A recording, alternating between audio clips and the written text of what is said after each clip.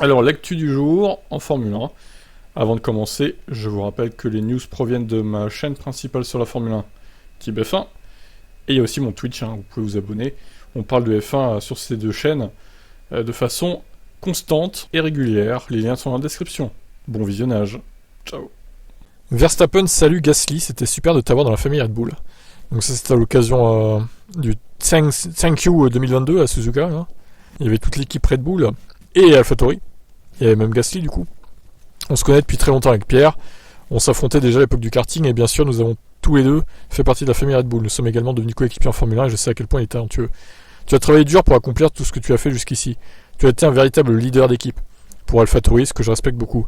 Mais je comprends aussi ton désir de vouloir relever un nouveau challenge avec Alpine.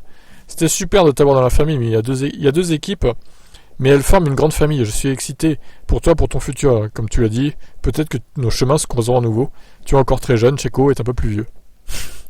Ok, ouais. Donc ça veut dire, Checo, tu vas vite virer en fait. Tu es un pilote incroyable et je te souhaite vraiment le meilleur, mais nous allons continuer à nous voir.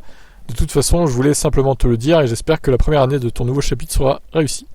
Touché par les paroles de Verstappen, Pierre Gasly a aussi évoqué l'émotion qu'il habitait au moment de vivre cette dernière journée en tant que pilote Honda. Une journée vraiment spéciale, ma dernière en tant que pilote Honda et AlphaTauri, et quelle manière de la célébrer. C'était très émouvant car nous avons piloté l'AlphaTauri AT01, la monoplace avec laquelle je remportais le Grand Prix de Monza en 2020, tandis que je remportais ma première victoire en Super Formula à Motegi pour Honda. C'était probablement la meilleure manière de refermer ce chapitre. C'est beau, tout le monde est content, tout le monde est heureux, le pays des bisounours. C'est magnifique. Non, mais honnêtement, je pense que c'est mieux pour lui qu'il quitte le giron Red Bull. Il se serait enterré chez AlphaTauri, quitte à passer une nouvelle fois une saison de merde en 2023. Vaut mieux qu'il aille voir ailleurs. Franchement, Gasly vaut mieux. Pour sa carrière, vaut mieux. Et j'ai hâte de voir ce que ça va donner face à Ocon chez Alpine. Allez, ciao. Alors, Ross Brawn, c'est merveilleux d'avoir eu des courses plus serrées en F1 cette année. Alors, plus serré, ça dépend quel Grand Prix quand même, Ross. Alors, Ross Brawn, dis-nous, est-ce que tu vas aller diriger Ferrari à la place de Binotto d'ailleurs ? L'ancien ingénieur de Ferrari Mercedes avait pour idée de rendre les Grands Prix plus ouverts et plus intéressants à regarder grâce à des monoplaces capables de se suivre plus facilement en piste, qui permettaient aux petites structures de tenir plus facilement le rythme de top team. Selon lui, la mission est un succès. On a assisté à de superbes courses toute la saison. Red Bull a pris un mauvais départ, Ferrari un excellent, et nous avons ensuite vu la riposte de Red Bull. De mon point de vue, le plus merveilleux est d'avoir eu des courses serrées, du grand spectacle. Notre cœur battait à tout rompre durant tant de courses, et c'était la meilleure récompense qui soit pour moi avoir vu des courses meilleures cette année. Ah, pas en deuxième partie de saison, je suis désolé. Les courses n'étaient pas serrées. Max a renforcé son statut de champion du monde et la performance de Red Bull est exceptionnelle. Ferrari a fait un pas en avant et l'équipe doit être félicitée pour cette performance solide et les progrès accomplis. La seconde place aux deux championnats est une performance bonne pour construire en vue de la saison prochaine. Mercedes a pour sa part connu une année particulière, la voiture était clairement difficile à exploiter. Au mieux, mais leurs pilotes n'ont jamais baissé les bras. Je sais que les gens qui travaillent là-bas reviendront plus forts l'année prochaine. J'espère que lors des prochaines saisons, nous verrons aussi d'autres équipes se frotter au top 3. Ce serait la cerise sur le gâteau. Ross Brawn reconnaît qu'il ne sera pas évident pour lui d'apprendre à se passer de la F1 au quotidien, mais il estime que la discipline est entre de bonnes mains. Mon temps en Formule 1 touche désormais à sa fin. Ah oui, ça veut tout dire. L'implication que j'ai eue, l'amitié et la camaraderie que j'ai connue dans l'environnement de la F1, tout ça va me manquer. Je suis satisfait de ce que nous avons accompli depuis que j'ai rejoint la direction. Je pense qu'il y a eu de vrais changements au cours des 6 dernières années et j'en suis heureux. La F1 est plus forte qu'elle ne l'a jamais été. Liberty Media connaissait l'aspect économique de la F1, mais ils ne savaient rien de la Formule 1 en tant que sport lorsqu'ils commençaient à s'impliquer. Ils ont été assez intelligents pour mettre Chase Carey en charge, bien qu'il n'était pas un vétéran de la F1, il a rapidement compris le business et le sport.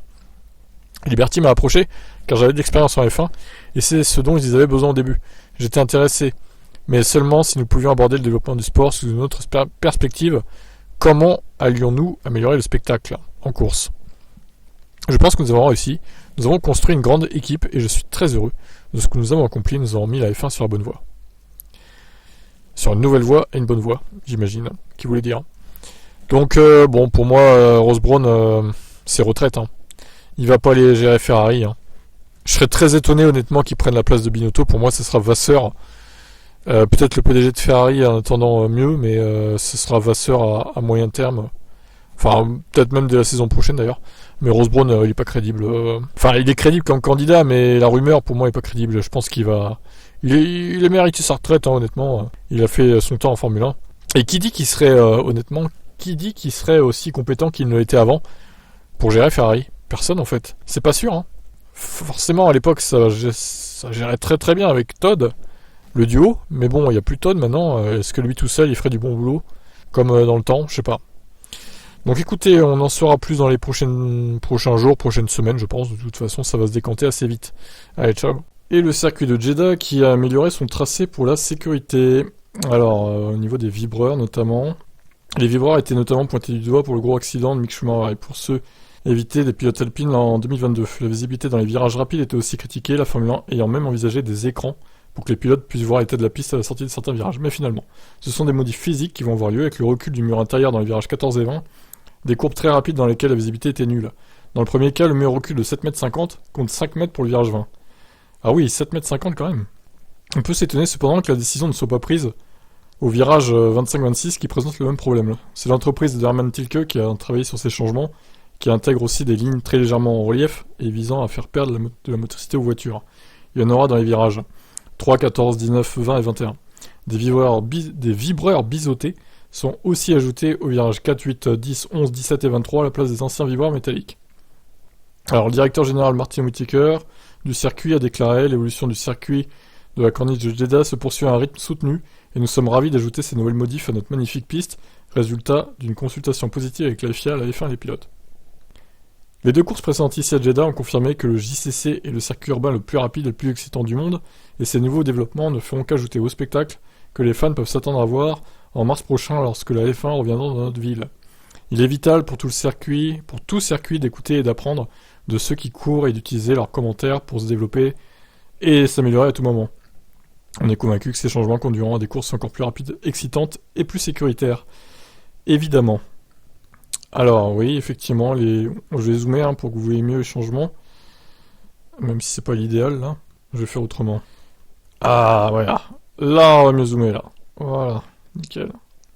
Ah ouais, là on s'aperçoit bien que le mur effectivement était reculé. Ouais, c'est quand même mieux. Hein. Même s'il y a une voiture qui tombe en panne, il pourra se mettre sur la gauche là. Éventuellement s'arrêter là de manière plus sécuritaire qu'au milieu de la piste. Donc ouais, c'est la bonne décision franchement. Et pour finir, le virage 14, pareil, même principe. Bien meilleure visibilité, ouais, c'est ce qu'il fallait faire dès le début en fait. Je sais pas pourquoi ils ont pas fait ça dès le début. Bon bah voilà, écoutez, ils ont pris la bonne décision. Je pense qu'il va être beaucoup plus safe ce circuit. Dommage qu'ils ont pas fait la même chose au 25-26 du coup, comme ils ont dit dans l'article. Bref, vous en pensez quoi de ces changements de Jeddah? Ciao.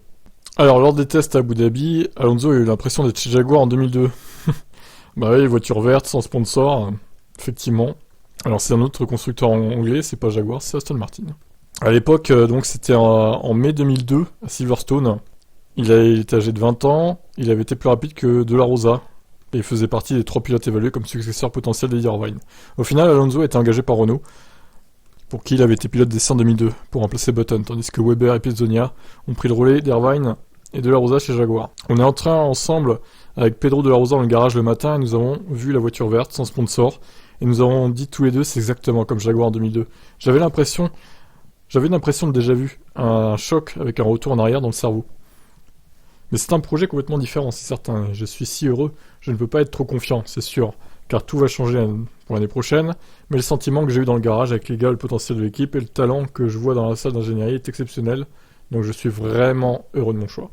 Ouais, on semblerait qu'il redescende un peu plus sur terre, Alonso, parce que son excès de confiance avant les essais, là, il se voyait déjà titré l'année prochaine avec Aston Martin. Bon, là, il semblerait qu'il revienne un peu sur terre, et tant mieux, parce que le titre de l'année prochaine, Fernando, ça n'existe pas, ça. Hein. C'est pas possible. Hein. Même 2024, ça va être très compliqué, à moins qu'il ponde une fusée chez Aston Martin. Mais faut pas rêver. Parce que Mercedes, Ferrari, Red Bull, ils vont pas s'endormir, hein, ni Alpine d'ailleurs. Bon, allez, je vous laisse commenter. Ciao. Breaking news, Binotto aurait démissionné, mais on le sait toujours pas officiellement en fait. Donc ce sont toujours des auraient, voilà, des théories.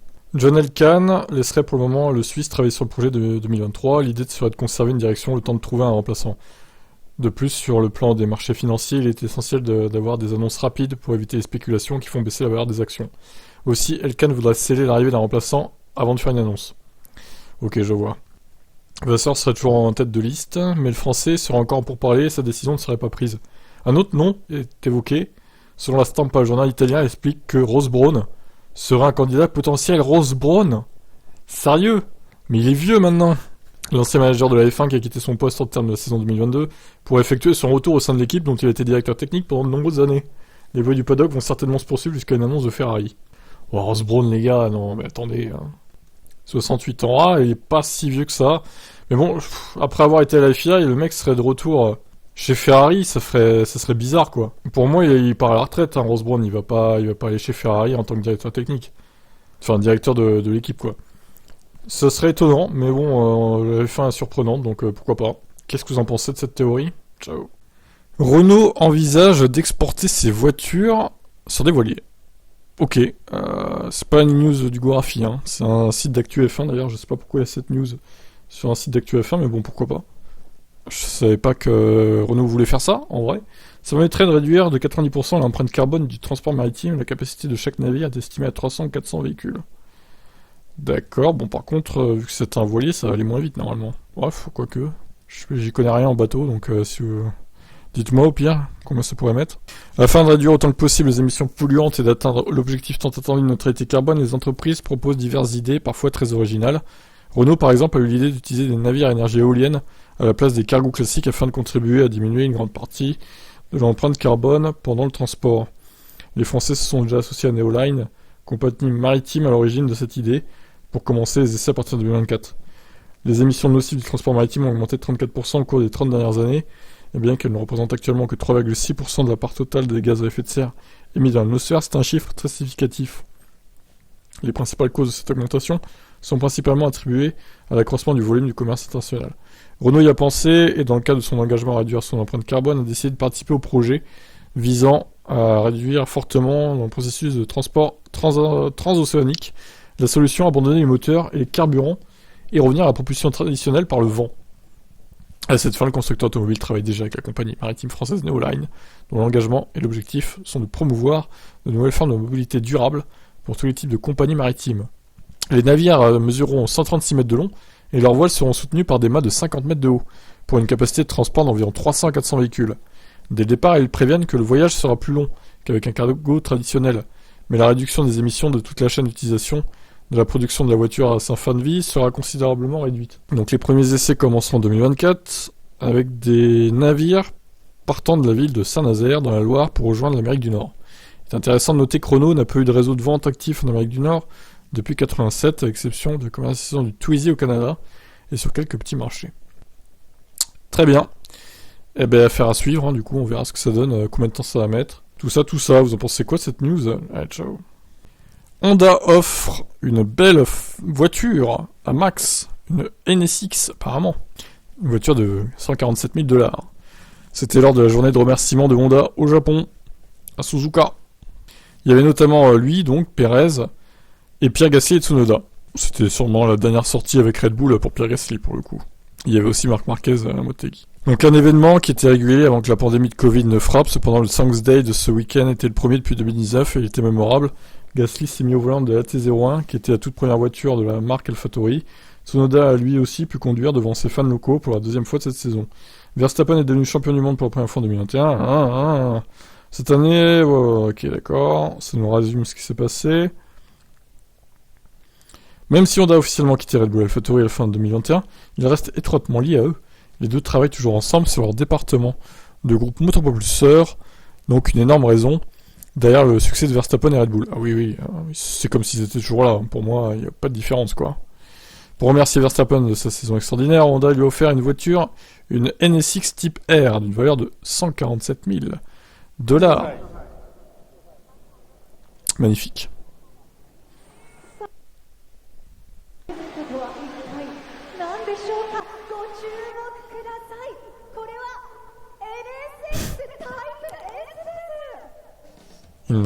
Max, très joyeux de cette voiture.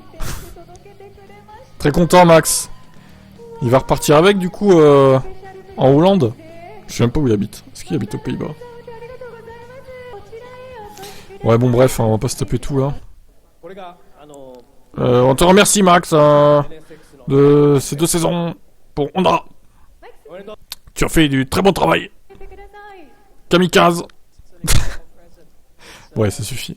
On arrête les conneries là. Ah, des donuts quand même. Ah, la livrée. Livret de Turquie 2021. Et voilà, des burns. Pollueurs Red Bull. Honteux. Bon, ouais, ils sont tous contents. Tout est bien qui finit bien, merci. Allez, je vous laisse commenter cette belle Honda NSX. Ciao.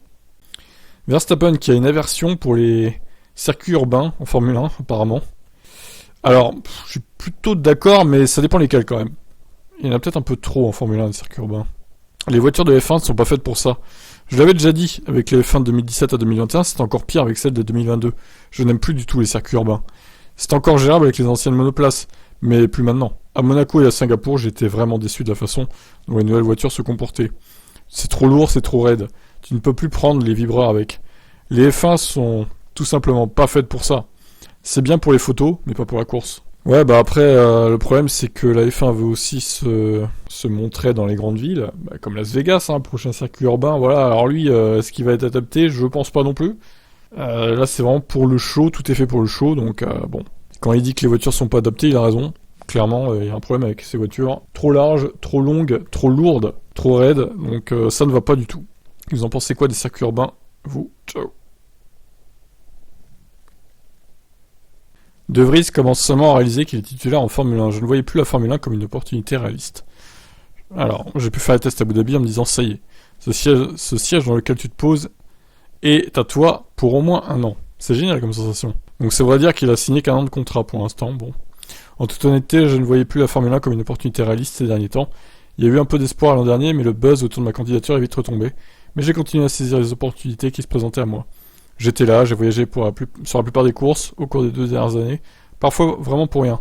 Une fois le vendredi passé, j'étais souvent dans le salon VIP le samedi à prendre un café en expliquant la F1 aux invités de mon équipe, qui était Mercedes à l'époque. Puis l'opportunité de Monza est arrivée et De Vries de révéler un autre soutien reçu de la part de son compatriote Max. Je prenais justement le café quand on m'a prévenu le samedi. C'est peu courant de remplacer un pilote, et j'ai alors su que c'était pour courir. Vous connaissez ensuite l'histoire. Je dois révéler quelque chose encore. Le lundi après Monza, Max m'a dit « Mets-toi en contact avec Marco ». Mais il m'a aussi dit « Je t'ai un peu aidé à garder Zou derrière toi ». Il savait que je pouvais marquer mes premiers points. Il m'a dit « Avec un tel résultat comme ça, Helmut sera piqué au vif ». C'est franchement cool de sa part, nous avons grandi ensemble, et nous nous connaissons très bien depuis notre plus jeune âge. Je pense que nous différons beaucoup en termes de caractère, mais Max domine maintenant notre sport, et je pense vraiment que c'est formidable à voir. C'est très impressionnant de voir comment il fait. Très bien. Max aurait aidé De Vries. Alors je m'en souviens plus très bien de Monza pour être honnête, donc à quel moment il l'a aidé en bloquant Joe, j'avoue que je ne vois pas de quel tour il parle. Bon, il faudrait revoir la course éventuellement. Allez, je vous laisse commenter. Alors Mick confirme un grand froid dans ses relations avec Gunther. Bon, de toute façon, voilà, c'est terminé, c'est pas plus mal comme ça, je dirais. Il répond de manière polie, donc interrogé sur sa relation. Eh bien, je veux dire, nous avons en fait une relation de boulot. Je pense que ça restera ainsi. Question soutien, j'avais celui de Vettel. Je suis très heureux de ce que j'ai fait. Nous avons toujours eu une communication ouverte entre l'équipe et moi. J'ai travaillé régulièrement sur moi-même. Nous avons essayé de travailler sur tous les points à améliorer. Je pense que si nous comparons la fin de l'année avec le début de l'année, nous avons largement progressé de mon côté du garage. Mais c'était pas suffisant, apparemment. Interrogé spécifiquement sur le soutien qu'il avait reçu de Vettel au moment de l'annonce, Schumacher n'a de nouveau pas donné trop de détails. Ce dont nous discutons est privé. Tout ce que je peux dire, c'est que ces paroles m'ont ému et ont été très utiles dans un moment comme celui-ci. Voilà, belle ambiance en tout cas. C'était prévisible de toute façon qu'il se fasse virer. Donc Gunther, voilà, c'est Gunther Steiner. On verra ce qui se passe avec Hülkenberg chez Haas avec Magnussen en équipier l'année prochaine. Allez, ciao.